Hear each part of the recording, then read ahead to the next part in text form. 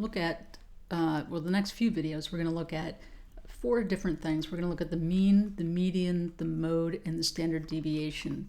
And so this is just a way of getting numerical values that give us some statistical insight into, a collection of measurements or numbers or, whatever counts, whatever the case might be.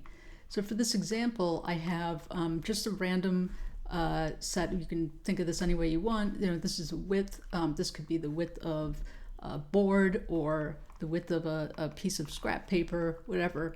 But these numbers here represent the width. And so there's 1, 2, 3, 4, 5, 6, 7, 8, 9, 10 items in this list of widths. So the first thing we're going to do in this video anyway is we're going to figure out how to calculate the mean using Excel. So of course you can do this on paper. I mean, there's only 10 numbers, but I'm going to show you how to calculate this in Excel, and it's actually pretty simple. There's actually 2 ways to do it. There's the hard way, and then there's the easy way. So I'm going to show you the hard way first, just so we can kind of review how we actually come to a value when we determine what the mean of a set of data is.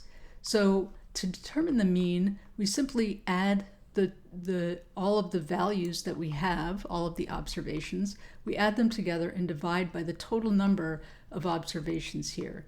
So the total number is n, so I can either write n here, and n being the number of observations, we can say n is 10. Or if I really want to get fancy, I can say n equals, and then I can use a function. So once I type equals, Excel automatically knows that you're going to use one of its built-in functions. So I can say count, parenthesis, and so count just means exactly how it sounds. It's going to count the number of cells, and then I'll select the range of cells that I want to actually count. And now I close out the parentheses. So this stuff in the middle is called an argument or a parameter. So we're counting cells A2 through A11. So A2, A2 to A11.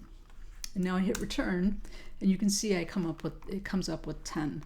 Sometimes this is a better way just because it allows you to change things here and there, and you can it'll automatically update the numbers for you. So the mean, we're going to add all of these up. So let's do it the hard way first. You say equals, and now I'm just going to add. So I'm going to select my cell A2 plus A3 plus A4 plus A5 plus A6 plus A7 plus A8, and so on and so forth. I'm just going to finish this off. And now this is just adding them up. So if we look at this, the total, if I add all these values up, is 49, but we actually want to get the value divided by the total number of observations. So I'm going to go back, and you can see up here, as I click up here, Excel is really nice. It highlights everything that you're using in your particular formula. So I'm going to, because of the order of operations, which is plain and simple arithmetic here, I'm going to put all of that in parentheses, and then I'm going to divide that entire value, which was 49, divided by 10, because that's the number of observations that I have. Now I could also say divided by the value here in n, if I wanted to, so B12. I can what we call hard code it, which I could type the number 10, or I can use this value here in the count. I could click on C12 as the value. So any of those 3 ways is acceptable. So we get a mean of 5. And a mean is simply the average. It's you add everything up, divide it by the total number of elements, and you get an average. And so the easy way to do this in Excel is to just use Excel's average function.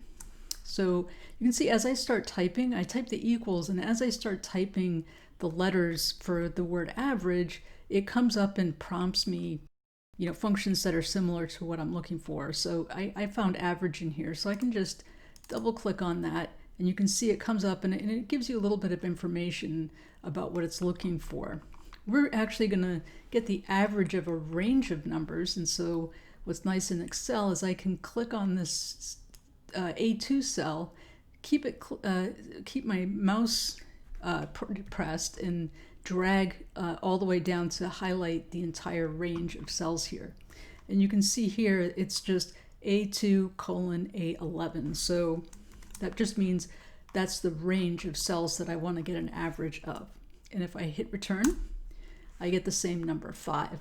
So we know we did it right. And so that is completes this video, just finding the mean value of our data.